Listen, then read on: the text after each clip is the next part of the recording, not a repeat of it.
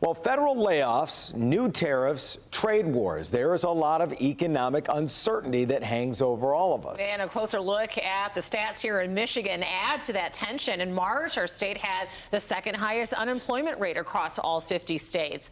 Michigan's rate edged up from 4.5% to 5.5% in March, and only was higher at 5.8% in the state of Nevada. And right now, Hilary Doe is joining us. She is the Chief Growth Officer for the Michigan Economic Development Corporation to take a closer look at these numbers and what the outlook is for the state of Michigan. Good morning. Thanks for joining us. Thank you so much for having me. A long time no talk. Hillary was actually just on Flashpoint not too long ago. Well, let's start with the statistic we just heard about. Michigan's unemployment, second highest in the nation, pushing to be the most. And I know part of what you do is to attract and retain talent. How are you doing that?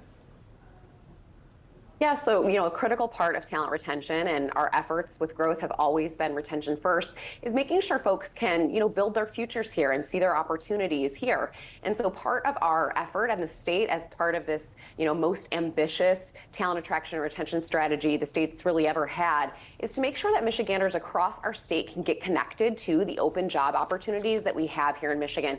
And right now that's over 140,000 open opportunities from tech sectors, cybersecurity, all the way to nursing and teaching. And so it's really critical that we're doing everything we can to ensure Michiganders can find those new opportunities, get the reskilling that they may need, and find opportunity to stay right here in our state. One of the concerning things that are happening across the country is the shrinking of government jobs. How is Michigan addressing that and maybe finding new opportunity for people? Yeah, Michigan has a lot of federal workers as well. And of course, there are federal workers across the country, in addition to many others who are looking for a place to call home and a new opportunity. And as I just named, Michigan has a really unique set of opportunities here with over 140,000 jobs. But we also have a great quality of life and a nice low cost of living that makes Michigan really desirable for folks in this moment. So we've done a few things. We launched a nationwide campaign about 18 months ago called You Can in Michigan to help tell folks what we have on offer here and also get them connected to those jobs, whether they're already in the state or across the country. Folks can visit that at themichiganlife.org. And we've also even launched really first in the nation talent retention and attraction programs like Make My Home that allow communities to identify folks they need to retain or attract and offer them program benefits, everything from down payments to student loan forgiveness, to help those folks come to their community and contribute economically. I'm sure you were thrilled to see that the population in Detroit has gone up the last 2 years officially now.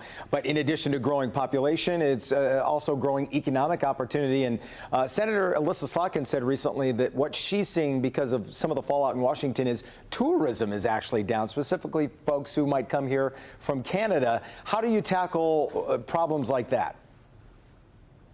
Yeah, well, Michigan has an advantage, not only because, of course, we have all this natural beauty and 3,000 miles of coastline, but we also have a wonderful campaign in Pure Michigan that really works hand in hand with You Can in Michigan, the talent campaign I just described, to tell Michigan's story holistically. And so we've leaned in with sharp elbows to make sure that that critical industry in our state, tourism and travel, continues to be nice and strong in the year to come, both from domestic tourism and folks who might be visiting us internationally.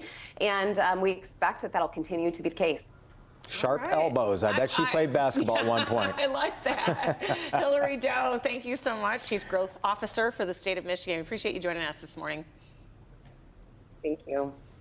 The only Chief Growth Officer in the country, by the way. I bet a lot of people didn't even know that. They're on it. They've got those elbows sharpened. They're working